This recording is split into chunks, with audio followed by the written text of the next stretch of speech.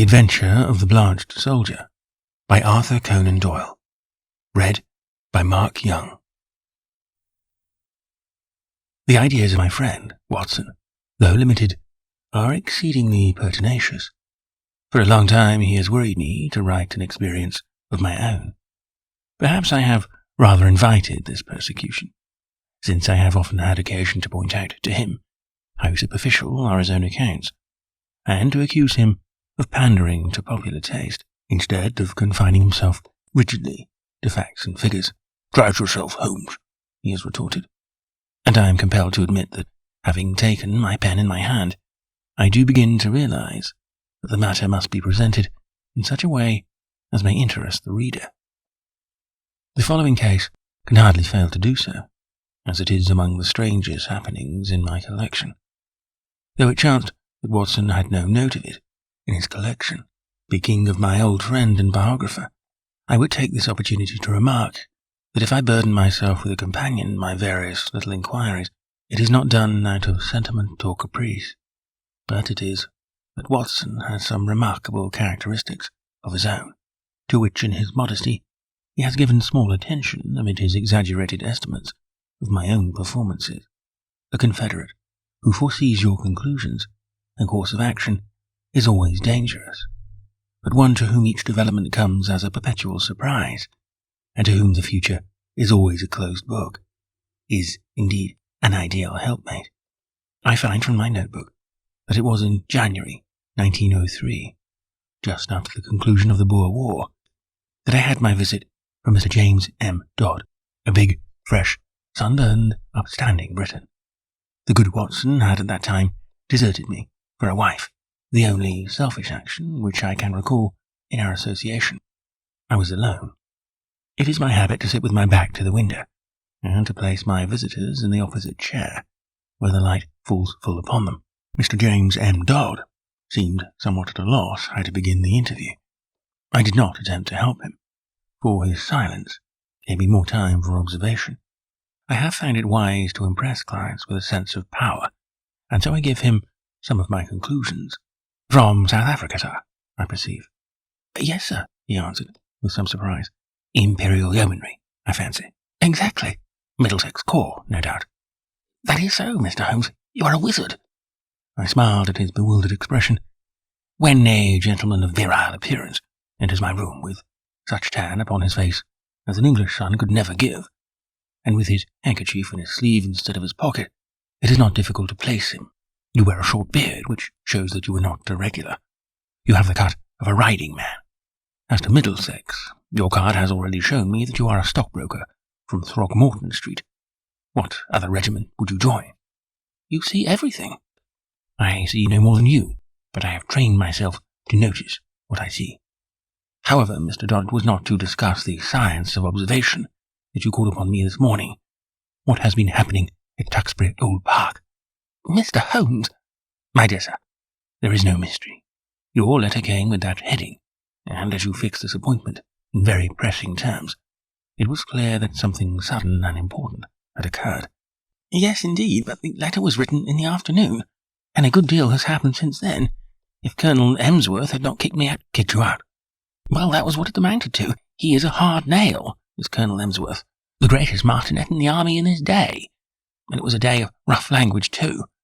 I couldn't have stuck the colonel if it had not been for Godfrey's sake." I lit my pipe and leaned back in my chair. "Perhaps you will explain what you are talking about." My client grinned mischievously. "I had got into the way of supposing you knew everything without being told," said he. "But I will give you the facts, and I hope to God that you will be able to tell me what they mean. I've been awake all night puzzling my brain, and the more I think, the more incredible does it become. When I joined up, in January 1901, just 2 years ago, young Godfrey Emsworth had joined the same squadron. He was Colonel Emsworth's only son, Emsworth the Crimean V.C., and he had the fighting blood in him, so it was no wonder he volunteered. There was not a finer lad in the regiment. We formed a friendship, a sort of friendship which can only be made when one lives the same life and shares the same joys and sorrows. He was my mate, and that means a good deal in the army. We took the rough and the smooth together for a year of hard fighting, Then he was hit with a bullet from an elephant gun in the action near Diamond Hill outside Pretoria. I got one letter from the hospital at Cape Town and one from Southampton. Since then, not a word, not one word, Mr. Holmes, for 6 months and more, and he my closest pal. Well, when the war was over and we all got back, I wrote to his father and asked where Godfrey was. No answer. I waited a bit, and then I wrote again. This time I got a reply, short and gruff. Godfrey had gone on a voyage round the world, and it was not likely that he would be back for a year. That was all. I wasn't satisfied, Mr. Holmes. The whole thing seemed to me so damned unnatural. He was a good lad, and he would not drop a pal like that. It was not like him. Then again, I happened to know that he was heir to a lot of money, and also that his father and he did not always hit it off too well. The old man was sometimes a bully, and young Godfrey had too much spirit to stand it. No, I wasn't satisfied, and I determined that I would get to the root of the matter. It happened, however, that my own affairs needed a lot of straightening out after 2 years' absence, and so it is only this week that I've been able to take up Godfrey's case again. But since I have taken it up, I mean to drop everything in order to see it through. Mr. James N. Dodd appeared to be the sort of person whom it would be better to have as a friend than as an enemy. His blue eyes were stern, and his square jaw had set hard as he spoke. "Well, what have you done?" I asked. My first move was to get down to his home, Tuxbury Old Park, near Bedford, and to see for myself how the ground lay. I wrote to the mother, therefore. I had had quite enough of the curmudgeon of a father, and I made a clean frontal attack. I had a great deal of interest which I might tell her of our common experiences. I should be in the neighbourhood. Would there be any objection, etc.? In reply, I had quite an amiable answer from her, and an offer to put me up for the night. That was what took me down on Monday. Tuxbury Old Hall is inaccessible, 5 miles from anywhere. There was no trap at the station, so I had to walk, carrying my suitcase, and it was nearly dark before I arrived. It is a great wandering house, standing in a considerable park. I should judge it was all sorts of ages and styles, starting on a half-timbered Elizabethan foundation and ending in a Victorian portico. Inside it was all panelling in tapestry, in half-effaced old pictures, a house of shadows and mystery. There was a butler, old Ralph, who seemed about the same age as the house, and there was his wife, who might have been older. She had been Godfrey's nurse, and I had heard him speak of her as second only to his mother in his affections, so I was drawn to her in spite of her queer appearance. The mother I liked also, a gentle little white mouse of a woman. It was only the Colonel himself whom I barred. We had a bit of a barney right away, and I should have walked back to the station if I had not felt that it might be playing his game for me to do so. I was shown straight into his study, and there I found him, a huge, bow-backed man, with a smoky skin and a straggling grey beard, seated behind his littered desk. A red-veined nose jutted out like a vulture's beak, and 2 fierce grey eyes glared at me from under tufted brows. I could understand now why Geoffrey seldom spoke of his father. "Well, sir," said he in a rasping voice, "I should be interested to know the real reasons for this visit." I answered that I had explained them in my letter to his wife. Yes, you said that you had known Godfrey in Africa. We have, of course, only your word for that. I have his letters to me in my pocket. Kindly let me see them." He glanced at the 2 which I handed him, and he tossed them back. "Well, what then?" he asked. "I was fond of your son Godfrey, sir. Many ties and memories united us. Is it not natural that I should wonder at his sudden silence, and should wish to know what has become of him?" "I have some recollection, sir, that I had already corresponded with you, and had told you what had become of him. He has gone upon a voyage round the world. His health was in a poor way after his African experiences, and both his mother and I were of the opinion that complete rest and change were needed. Kindly pass that explanation on to any other friends who may be interested in the matter." "Certainly," I answered, "but perhaps you would have the goodness to let me have the name of the steamer and of the line by which he sailed, together with the date. I have no doubt that I should be able to get a letter through to him." My request seemed both to puzzle and to irritate my host. His great eyebrows came down over his eyes, and he tapped his fingers impatiently on the table. He looked up at last, with the expression of one who has seen his adversary make a dangerous move at chess, and has decided how to meet it. Many people, Mr. Dodd, said he, would take offence at your infernal pertinacity, and would think that this insistence had reached the point of damned impertinence. You must put it down, sir, to my real love for your son. Exactly. I have already made every allowance upon that score. I must ask you, however, to drop these inquiries. Every family has its own inner knowledge and its own motives, which cannot always be made clear to outsiders, however well-intentioned. My wife is anxious to hear something of Godfrey's past, which you are in a position to tell her, but I would ask you to let the present and the future alone. Such inquiries serve no useful purpose, sir, and place us in a delicate and difficult position. So I had come to a dead end, Mr. Holmes. There was no getting past it. I could only pretend to accept the situation, and registered a vow inwardly that I would never rest until my friend's fate had been cleared up. It was a dull evening. We dined quietly, the three of us, in a gloomy, faded old room. The lady questioned me eagerly about her son. The old man seemed morose and depressed. I was so bored by the whole proceeding that I made an excuse as soon as I decently could and retired to my bedroom. It was a large, bare room on the ground floor, as gloomy as the rest of the house. But after a year of sleeping upon the veldt, Mr. Holmes, one is not too particular about one's quarters. I opened the curtains and looked out into the garden, remarking that it was a fine night, with a bright half-moon. Then I sat down by the roaring fire with a lamp on the table beside me, and endeavoured to distract my mind with a novel. I was interrupted, however, by Ralph, the old butler, who came in with a fresh supply of coals. I thought you might run short of the night time, sir. It is bitter weather, and these rooms are cold. He hesitated before leaving the room, and when I looked round he was standing, facing me, with a wistful look upon his wrinkled face. Beg your pardon, sir, but I could not help hearing what you said of young Master Godfrey at dinner. You know, sir, that my wife nursed him, and so I may say I am his foster father. It's natural we should take an interest. But you say he carried himself well, sir.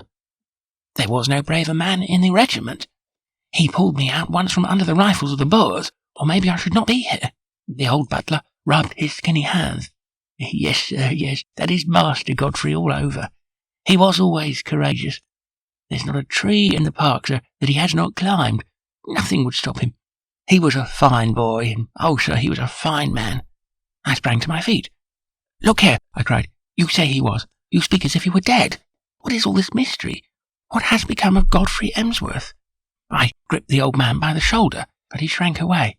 I don't know what you mean, sir. Ask the master about Master Godfrey. He knows.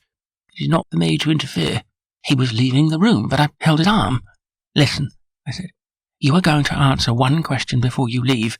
If I have to hold you all night, is Godfrey dead? He could not face my eyes. He was like a man hypnotized. The answer was dragged from his lips. It was a terrible and unexpected one. I wish to God he was, he cried, and tearing himself free, he dashed from the room. You will think, Mr. Holmes, that I returned to my chair in no very happy state of mind. The old man's words seemed to me to bear only one interpretation. Clearly, my poor friend had become involved in some criminal or at least disreputable transaction, which touched the family honour. That stern old man had sent his son away and hidden him from the world, lest some scandal should come to light. Godfrey was a reckless fellow. He was easily influenced by those around him. No doubt he had fallen into bad hands and been misled to his ruin. It was a piteous business, if it was indeed so. But even now it was my duty to hunt him out and see if I could aid him.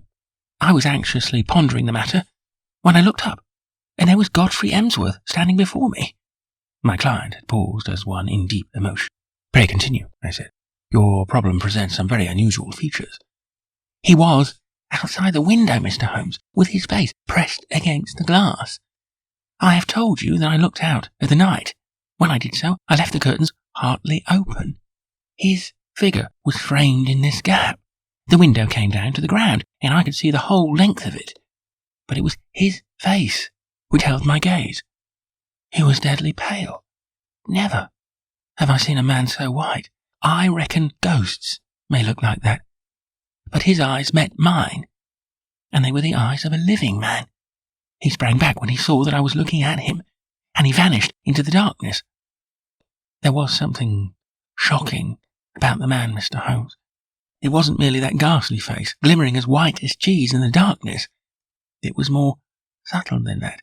Something slinking, something furtive, something guilty. Something very unlike the frank, manly lad that I had known. It left a feeling of horror in my mind. But when a man has been soldiering for a year or two with a brother Boer as a playmate, he keeps his nerve and acts quickly. Godfrey had hardly vanished before I was at the window. There was an awkward catch, and I was some little time before I could throw it up. Then I nipped through and ran down the garden path in the direction I thought he might have taken. It was a long path, and the light was not very good, but it seemed to me something was moving ahead of me. I ran on and called his name, but it was no use. When I got to the end of the path, there were several others branching in different directions to various outhouses. I stood hesitating, and as I did so, I heard distinctly the sound of a closing door. It was not behind me in the house, but ahead of me, somewhere in the darkness. That was enough, Mr. Holmes, to assure me that what I had seen was not a vision. Godfrey had run away from me, and he had shut a door behind him. Of that I was certain. There was nothing more I could do, and I spent an uneasy night turning the matter over in my mind and trying to find some theory which would cover the facts. Next day, I found the Colonel rather more conciliatory, and as his wife remarked that there were some places of interest in the neighbourhood, it gave me an opening to ask whether my presence for one more night would incommode them. A somewhat grudging acquiescence from the old man gave me a clear day in which to make my observations. I was already perfectly convinced that Godfrey was in hiding somewhere near, but where and why remained to be solved. The house was so large and so rambling that a regiment might be hid away in it, and no one the wiser. If the secret lay there, it was difficult for me to penetrate it, but the door which I had heard close was certainly not in the house. I must explore the garden and see what I could find. There was no difficulty in the way, for the old people were busy in their own fashion and left me to my own devices. There were several small outhouses, but at the end of the garden there was a detached building of some size, large enough for a gardener's or a gamekeeper's residence. Could this be the place whence the sound of that shutting door had come? I approached it in a careless fashion, as though I were strolling aimlessly round the grounds. As I did so, a small, brisk, bearded man in a black coat and bowler hat, not at all the gardener type, came out of the door. To my surprise, he locked it after him and put the key in his pocket. Then he looked at me with some surprise on his face. "Are you a visitor here?" he asked. I explained that I was, and that I was a friend of Godfrey's. "What a pity that he should be away on his travels, for he would have so liked to see me," I continued. "Quite so, exactly," said he with a rather guilty air. "No doubt you will renew your visit at some more propitious time." He passed on, but when I turned I observed that he was standing, watching me, half concealed by the laurels at the far end of the garden. I had a good look at the little house as I passed it, but the windows were heavily curtained, and so far as one could see, it was empty. I might spoil my own game and even be ordered off the premises if I were too audacious, for I was still conscious that I was being watched. Therefore, I strolled back to the house and waited for night before I went on with my inquiry. When all was dark and quiet, I slipped out of my window and made my way as silently as possible to the mysterious lodge. I have said that it was heavily curtained. Now I found that the windows were shuttered as well. Some light, however, was breaking through one of them, so I concentrated my attention upon this. I was in luck, for the curtain had not been quite closed, and there was a crack in the shutter, so that I could see inside of the room. It was a cheery place enough, a bright lamp and a blazing fire. Opposite to me was seated the little man whom I had seen in the morning. He was smoking a pipe and reading a paper. "What paper?" I asked. My client seemed annoyed at the interruption of his narrative. "Can it matter?" he asked. "It is most essential." I really took no notice. Possibly you observed whether it was a broad-leafed paper, or of that smaller type which one associates with weeklies. Now that you mention it, it was not large. It might have been the Spectator. However, I had little thought to spare upon such details, for a second man was seated with his back to the window. and I could swear that this second man was Godfrey. I could not see his face, but I knew the familiar slope of his shoulders. He was leaning upon his elbow, in an attitude of great melancholy, his body turned towards the fire. I was hesitating as to what I should do when there was a sharp tap on my shoulder, and there was Colonel Emsworth beside me. "This way, sir," he said in a low voice. He walked in silence to the house, and I followed him into my own bedroom. He had picked up a timetable in the hall. "There is a train to London at 8:30, said he. "The trap will be at the door at 8. He was white with rage, and indeed I felt myself in so difficult a position that I could only stammer out a few incoherent apologies, in which I tried to excuse myself by urging my anxiety for my friend. "The matter will not bear discussion," said he abruptly. "You have made a most damnable intrusion into the privacy of our family. You were here as a guest, and you have become a spy. I have nothing more to say, sir, save that I have no wish ever to see you again." At this I lost my temper, Mr. Holmes, and I spoke with some warmth. "I have seen your son, and I am convinced for some reason of your own you are concealing him from the world. I have no idea what your motives are in cutting him off in this fashion, but I am sure that he is no longer a free agent. I warn you, Colonel Emsworth, that until I am assured as to the safety and well-being of my friend, I shall never desist in my efforts to get to the bottom of the mystery, and I shall certainly not allow myself to be intimidated by anything which you may say or do." The old fellow looked diabolical, and I really thought he was about to attack me. I have said that he was a gaunt, fierce old giant, and though I am no weakling, I might have been hard put to it to hold my own against him. However, after a long glare of rage, he turned upon his heel and walked out of the room. For my part, I took the appointed train in the morning, with the full intention of coming straight to you and asking for your advice and assistance at the appointment for which I had already written. Such was the problem which my visitor laid before me. It presented, as the astute reader will have already perceived, few difficulties in its solution, for a very limited choice of alternatives must get to the root of the matter. Still elementary as it was, there were points of interest and novelty about it, which may excuse my placing it upon record. I now proceeded, using my familiar method of logical analysis, to narrow down the possible solutions. "The servants," I asked. "How many were in the house?" "To the best of my belief, there were only the old butler and his wife. They seemed to live in the simplest fashion." "There was no servant, then, in the detached house?" "None, unless the little man with the beard acted as such. He seemed, however, to be quite a superior person." "That seems very suggestive. Had you any indication that food was conveyed from the one house to the other?" "Now that you mention it, I did see old Ralph carrying a basket down the garden walk and going in the direction of this house.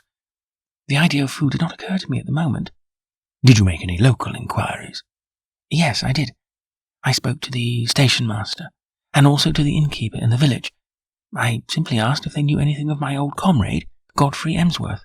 Both of them assured me that he had gone for a voyage round the world. He had come home, and then had almost at once started off again. The story was evidently universally accepted." "You said nothing of your suspicions?" "Nothing." "That was very wise. The matter should certainly be inquired into. I will go back with you to Duxbury Old Park." "Today?" It happened that at the moment I was clearing up the case which my friend Watson had described as that of the Abbey School, in which the Duke of Greyminster was so deeply involved. I had also a commission from the Sultan of Turkey, which called for immediate action, as political consequences of the gravest kind might arise from its neglect. Therefore, it was not until the beginning of the next week, as my diary records, that I was able to start forth on my mission to Bedfordshire in company with Mr. James M. Dodd. As we drove to Euston, we picked up a grave and taciturn gentleman of iron-grey aspect, with whom I had made the necessary arrangements. "This is an old friend," said I to Dodd. "It is possible that his presence may be entirely unnecessary, and, on the other hand, it may be essential. It is not necessary at the present to go further into the matter. The narratives of Watson have accustomed the reader, no doubt, to the fact that I do not waste words or disclose my thoughts while a case is actually under consideration. Dodd seemed surprised, but nothing more was said, and the three of us continued our journey together. In the train, I asked Dodd one more question, which I wished our companion to hear. You said that you saw your friend's face quite clearly at the window, so clearly that you're sure of his identity. I have no doubt about it whatever. His nose was pressed against the glass. The lamplight shone full upon him. It could not have been someone resembling him. No, it was he. But you say he was changed. Only in colour. His face was, how shall I describe it? It was of a fish belly whiteness. It was bleached. Was it equally pale all over? I think not. It was his brow, which I saw so clearly, as it was pressed against the window. Did you call to him? I was too startled and horrified for the moment. Then I pursued him, as I have told you, but without result. My case was practically complete, and there was only one small incident needed to round it off. When, after a considerable drive, we arrived at the strange old rambling house, which my client had described, it was Ralph, the elderly butler, who opened the door. I had requisitioned the carriage for the day, and I had asked my elderly friend to remain with it, unless we should summon him. Ralph, a little wrinkled old fellow, was in the conventional costume of black coat and pepper and salt trousers, with only one curious variant. He wore brown leather gloves, which, at sight of us, he instantly shuffled off, laying them down on the hall table as we passed in. I have, as my friend Watson may have remarked, an abnormally acute set of senses, and a faint but incisive scent was apparent. It seemed to centre on the hall table. I turned, placed my hat there, knocked it off, stooped to pick it up, and contrived to bring my nose within a foot of the gloves. Yes, it was undoubtedly from them that the curious tarry odour was oozing. I passed on into the study with my case complete. Alas, that I should have to show my hand, so when I tell my own story, it was by concealing such links in the chain that Watson was unable to produce his meretricious finales. Colonel Emsworth was not in his room, but he came quickly enough on receipt of Ralph's message. We heard his quick, heavy step in the passage. The door was flung open, and he rushed in with bristling beard and twisted features, as terrible an old man as ever I have seen. He held our cards in his hand, and he tore them up and stamped on the fragments. "Have I not told you, you infernal busybody, that you are warned off the premises? Never dare to show your damn face here again. If you enter again without my leave, I shall be within my rights if I use violence. I'll shoot you, sir. By God, I will. As to you, sir," turning upon me, "I extend the same warning to you. I am familiar with your ignoble profession, but you must take your reputed talents to some other field. There is no opening for them here." "I cannot leave here," said my client firmly, "until I hear from Godfrey's own lips that he is under no restraint." Our involuntary host rang the bell. "Ralph," he said, "telephone down to the county police and ask the inspector to send up 2 constables. Tell him there are burglars in the house." "One moment," said I. "You must be aware, Mr. Dodd, that Colonel Emsworth is within his rights, and that we have no legal status within his house. On the other hand, he should recognize that your action is prompted entirely by solicitude for his son. I venture to hope that if I were allowed to have 5 minutes' conversation with Colonel Emsworth, I could certainly alter his view of the matter." "I am not so easily altered," said the old soldier. "Ralph, do what I have told you. What the devil are you waiting for? Ring up the police." "Nothing of the sort," I said, putting my back to the door. "Any police interference would bring about the very catastrophe which you dread." I took out my notebook and scribbled one word upon a loose sheet. "That," said I, as I handed it to Colonel Emsworth, "is what has brought us here." He stared at the writing, with a face from which every expression save amazement had vanished. "How do you know?" he gasped, sitting down heavily in his chair. "It is my business to know things. That is my trade." He sat in deep thought, his gaunt hand tugging at his straggling beard. Then he made a gesture of resignation. "Well, if you wish to see Godfrey, you shall. It is no doing of mine, but you have forced my hand. Ralph, tell Mr. Godfrey and Mr. Kent that in 5 minutes we shall be with them." At the end of that time, we passed down the garden path, and found ourselves in front of the mystery house at the end. A small, bearded man stood at the door, with a look of considerable astonishment upon his face. "This is all very sudden, Colonel Emsworth," said he. "This will disarrange all our plans." "I can't help it, Kent. Our hands have been forced. Can Mr. Godfrey see us?" "Yes, he is waiting inside." He turned and led us into a large, plainly furnished front room. A man was standing with his back to the fire, and at the sight of him, my client sprang forward with outstretched hand. "Why, Godfrey, old man, this is fine." But the other waved him back. "Don't touch me, Jimmy. Keep your distance. Yes, you may well stare. I don't quite look the smart Lance Corporal Emsworth of B Squadron, do I?" His appearance was certainly extraordinary. One could see that he had indeed been a handsome man, with clear-cut features, sunburned by an African sun, but mottled in patches. Over this darker surface were curious whitish patches which had bleached his skin. "That's why I don't court visitors," said he. "I don't mind you, Jimmy, but I could have done without your friend. I suppose there is some good reason for it, but you have me at a disadvantage." "I wanted to be sure that all was well with you, Godfrey. I saw you that night when you looked into my window, and I could not let the matter rest till I cleared things up. Old Ralph told me you were there, and I couldn't help taking a peep at you. I hoped you would not have seen me, and I had to run to my burrow when I heard the window go up." "But what in heaven's name is the matter?" "Well, it's not a long story to tell," said he, lighting a cigarette. "You remember that morning fight at Buffelsbruit, outside Pretoria, on the Eastern Railway line? You heard I was hit." "Yes, I heard that, but I never got particulars." 3 of us got separated from the others. It was very broken country, you may remember. There was Simpson, the fellow we called Baldy Simpson, and Anderson, and I. We were clearing Brother Boer, but he lay low and got the 3 of us. The other 2 were killed. I got an elephant bullet through my shoulder. I stuck onto my horse, however, and he galloped several miles before I fainted and rolled off the saddle. When I came to myself, it was nightfall, and I raised myself up, feeling very weak and ill. To my surprise, there was a house close beside me, a fairly large house, with a broad step and many windows. It was deadly cold. You remember the kind of numb cold which used to come at evening, a deadly, sickening sort of cold, very different from a crisp, healthy frost. Well, I was chilled to the bone, and my only hope seemed to lie in reaching that house. I staggered to my feet and dragged myself along, hardly conscious of what I did. I have a dim memory of slowly ascending the steps, entering a wide-open door, passing into a large room which contained several beds, and throwing myself down with a gasp of satisfaction upon one of them. It was unmade, but that troubled me not at all.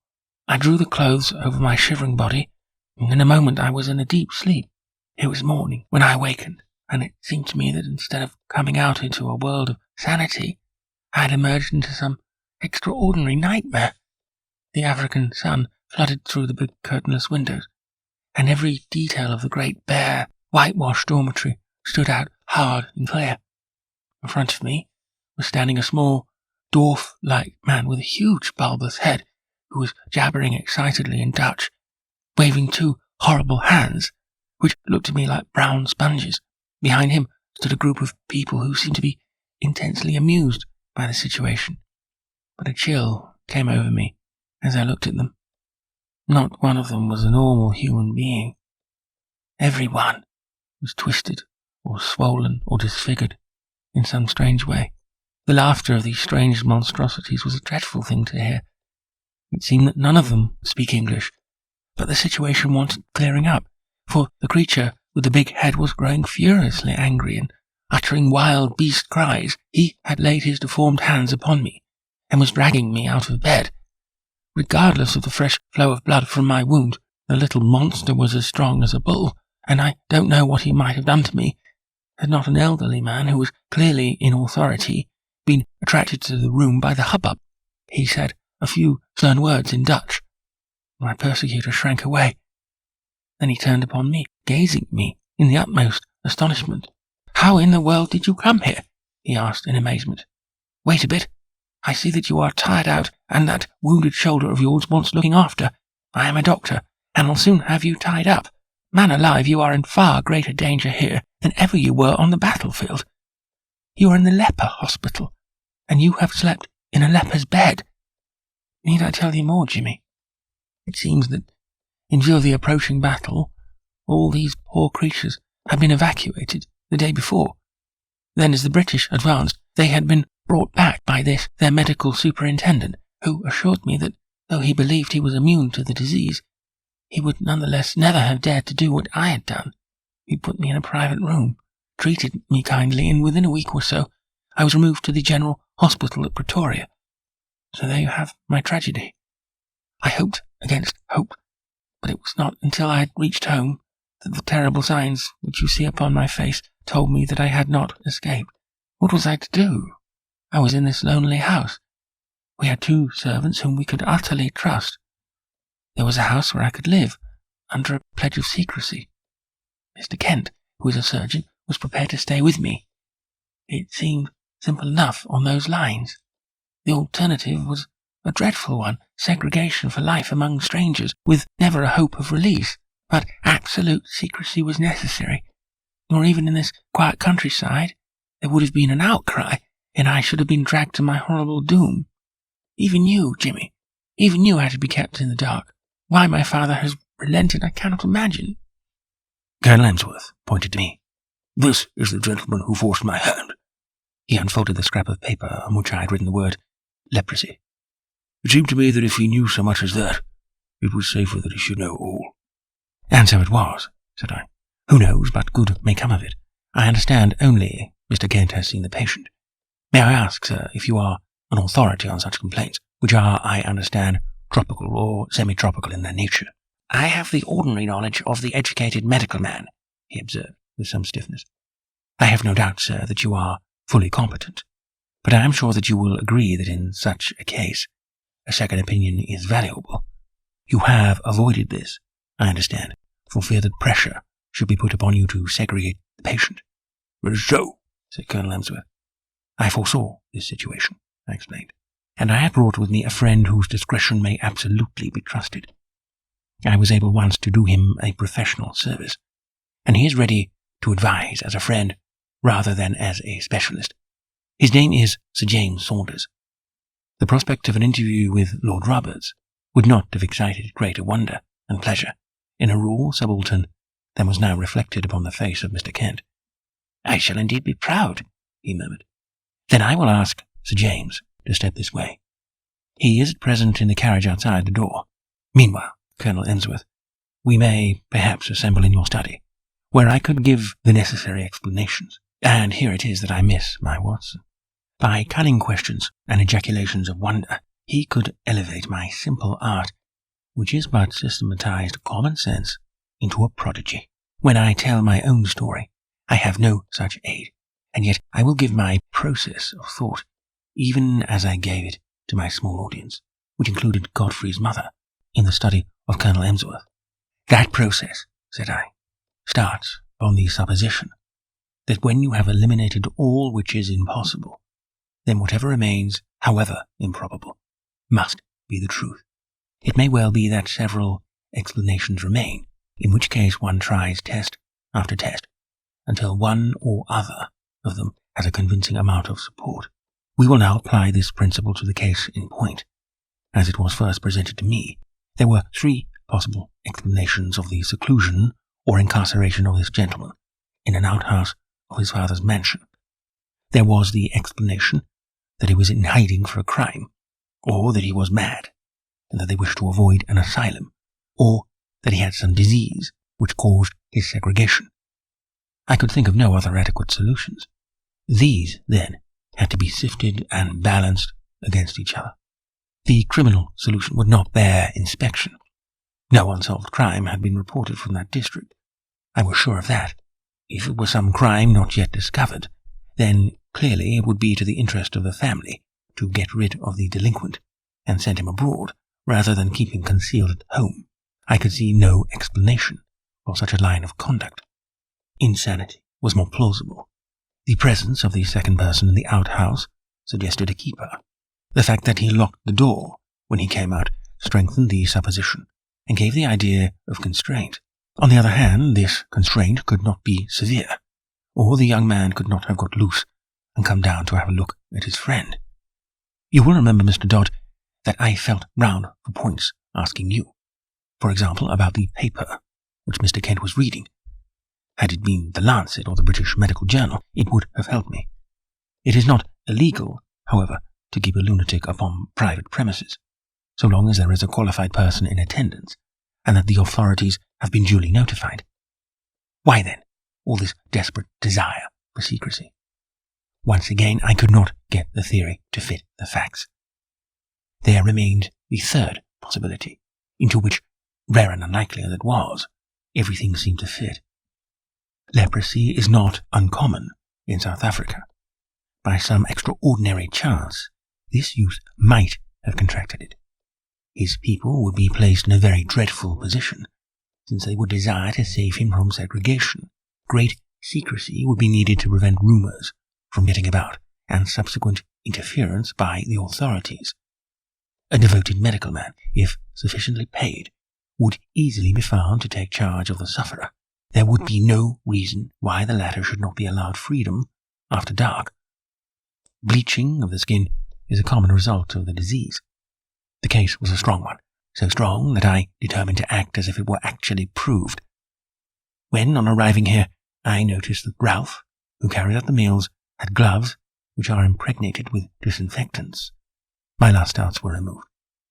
A single word showed you, sir, that your secret was discovered, and if I wrote rather than said it, it was to prove to you that my discretion was to be trusted. I was finishing this little analysis of the case when the door was opened and the austere figure of the great dermatologist was ushered in.